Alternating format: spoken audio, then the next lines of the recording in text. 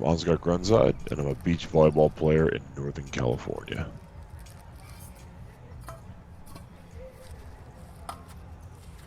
Well, I moved out here in 2013, and I first touched volleyball a few years later. A buddy of mine who played indoor volleyball was visiting from New York City, and he and I hung out all the time. We're great high school friends, and we would descend upon Stanford campus like sharks smelling blood in the water. We would throw a pair of cleats each, a soccer ball, and a frisbee in our backpack, and go bike over to Stanford campus and just go find trouble to get into. And then one day we were biking around campus, and Stanford has two beach volleyball courts right next to the Graduate School of Business. And we were just biking by, and through sheer happenstance and serendipity that day, we saw a bunch of people playing beach volleyball.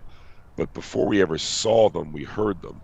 They were having a raucously good time. They were playing a bunch of loud music. And as we biked by, my boy Steven turns to me and says, Ansgar, it's California. They're playing beach.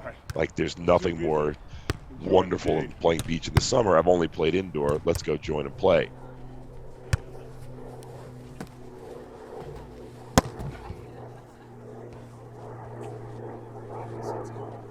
A little further off.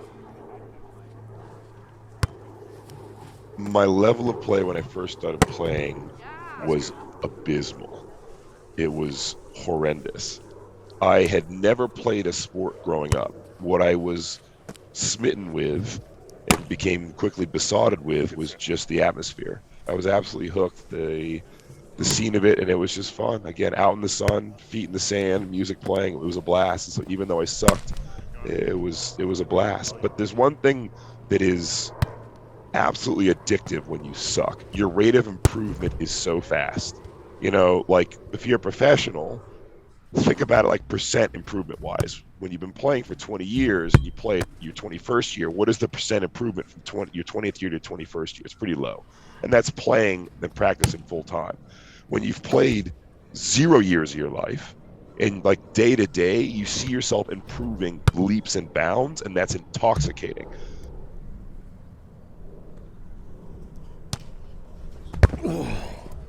That'll be. Yeah.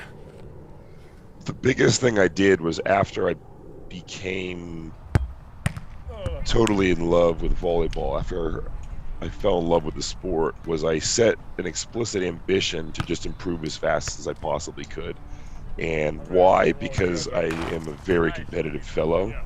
There's nothing that slaps a smile on my face from ear to ear more than winning.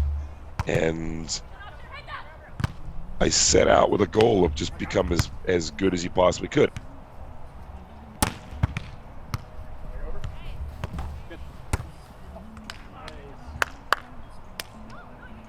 I always tried to play with people who are better than me. That's by far the biggest thing.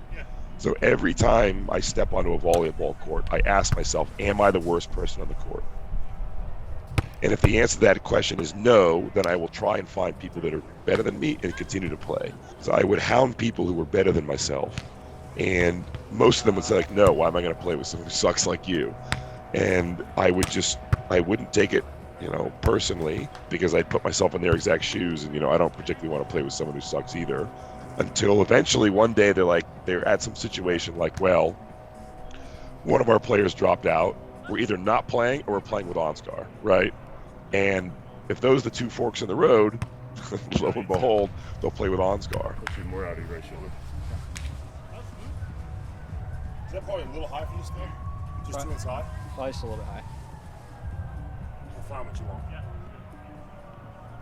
want. 09 now.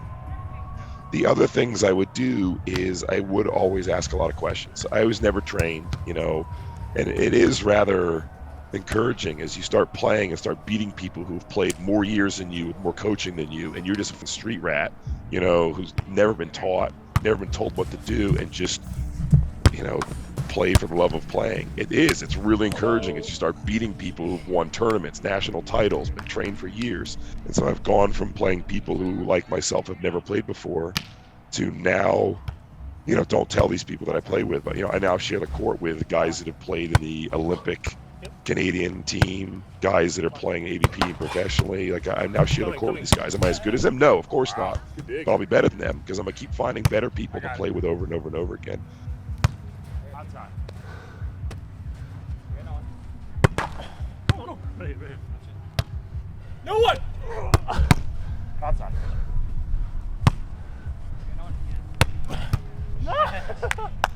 Great play. Great set on that. I think it's you now. One of the things that I love about beach volleyball is it checks two boxes. It checks, like sport and fitness, but it also checks being social. You're out of here. There's a small pocket of fantastic players up here. Guy who was, on the Olympic Canadian team. He's in the South Bay area in Palo Alto. There's another guy who played for Russia and was on the Cyprus national team. He's here. And then there's some guys from Santa Cruz, which is the local beach rat community, the local competitive community who have play on the AVP. Between that kind of group of players, there's enough to get kind of a regular group of guys going. But that group of guys might only be 5 or 6 deep at the very top level. That's not very many people. And, to continue improving at some point, that circle's going to shrink and shrink.